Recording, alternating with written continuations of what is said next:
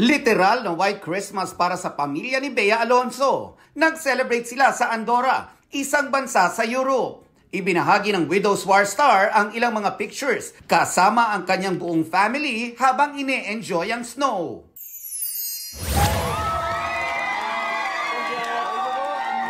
Mixed emotions naman ang ilang moviegoers sa first screening day ng GMA Pictures and GMA Public Affairs entry to MMFF na Green Bones. Matapos silang mapaiyak ng pelikula, nagulat sila nang makita ang mga bida nitong sina Ruru Madrid at Dennis Trillo na kasama pa si Jeneline Mercado.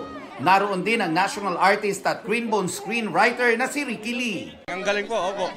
Sobrang nakakaiyak po at saka napaka-unique po ng story. Ngayon ako nakapanood ng ganyan. Lalo na ngayong Pasko talagang forgiveness at saka yung pagiging mabuting tao lang talaga.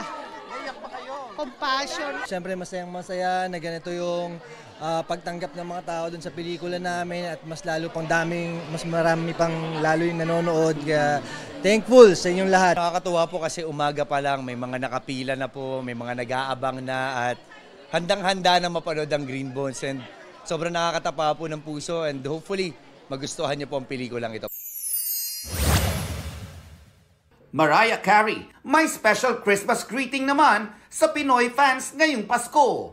Last September, may pa-special mention din ang international pop superstar sa Filipino Lambili na maagang nagse-celebrate ng Pasko. Pina-K-League naman ni BTS J-Hope ang ARMY sa kanyang Happy Holiday greetings. Nelson Canlas nagbabalita para sa GMA Integrated News.